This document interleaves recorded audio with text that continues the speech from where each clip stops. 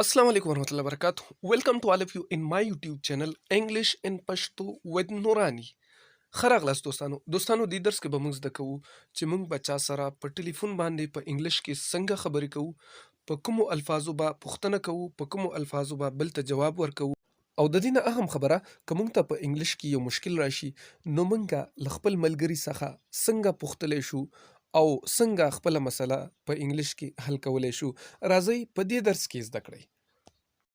خو دوستانو که تاسو زموږ چینل سبسکرایب کړی نه وي مهرباني وکړئ زموږ چینل سبسکرایب کړئ، ویډیو هم لایک کړئ او ورسره د بیل بټن هم پریس کړئ د دې دپاره چې آینده راتلونکي ویډیو تاسو ته په وخت باندې ملاویږي. ډیره مننه. راځئ د ټلیفون کال په طرف. د ټول ناول که موږ ته څوک کال وکړي نو موږ به اول دا پوښتنه کوو چې تاسو څوک خبرې کوئ، نو موږ به وایو هلو هو از ټاکینګ، هلو هو از ټاکینګ، هلو څوک خبرې کوئ.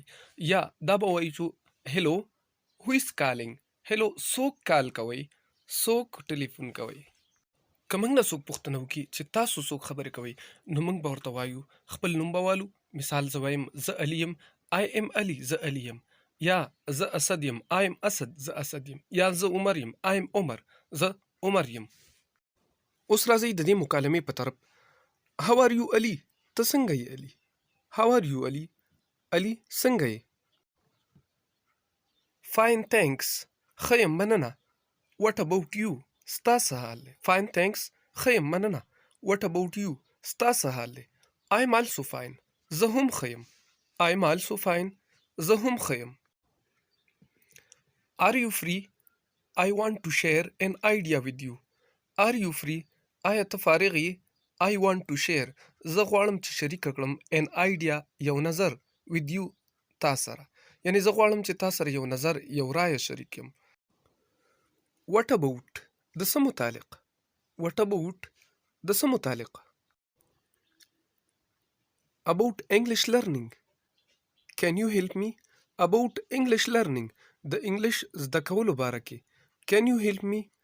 آیا ته زما مدد کولی شي؟ Why not؟ How can I help you؟ Why not؟ ولې نه؟ How can I help you؟ څه مدد کولی شم؟ Why not؟ ولې نه؟ How can I help you؟ زه ستا څه مدد کولی شم؟ You have to give me 1 hour daily، ته به ماته روزانه یو ساعت راکوي. You have to give me 1 hour daily، ته به ماته روزانه یو ساعت راکوي. I want to talk to you and make my English fluent، زه غواړم چې له تا سره خبرې وکړم او خپل انګلیش روان کړم. Why do you want to learn English؟ Why do you want، ته ولې غواړې to learn English، چې انګلیش زده کړې. Why do you want to learn English؟ ته ولې غواړې چې انګلیش زده کړې. I want to learn English because our school's books are in English. I want to learn English، زه غواړم چې انګلیش زده کړم because د دې وجه نه چې our school's books are in English، زموږ د سکول کتابونه انګلیش کې دي. As well as it is international language، as well as د دې سره سره it is international language، دا بین الاقوامی ژبه ده. As well as it is international language، دې سره سره دا یو بین الاقوامی ژبه ده.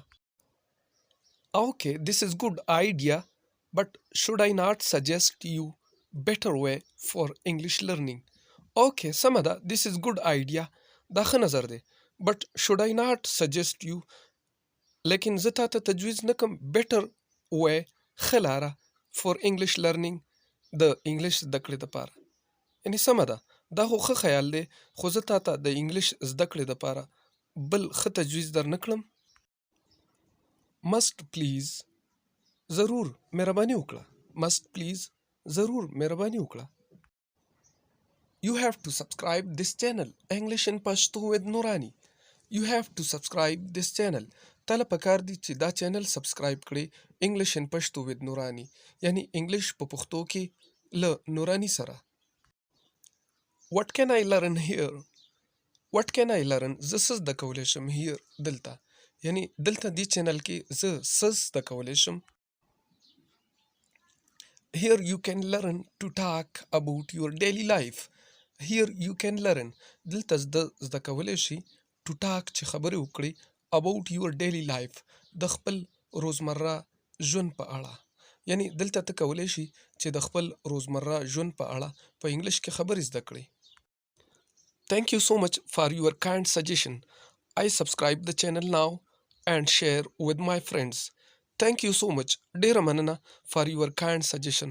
ستاله ښایسته تجویز نه. I subscribe the channel now. زه اوس چینل سبسکرایب کوم and share with my friends. او له ملګرو سره هم شریکوم. ویلکم هرکلی یعنی هر کله راشي. دوستانو که ویډیو مو خوښه شوې وي زموږ ویډیو لایک کړئ. ډیره مننه. والسلام علیکم ورحمت الله وبرکاتہ.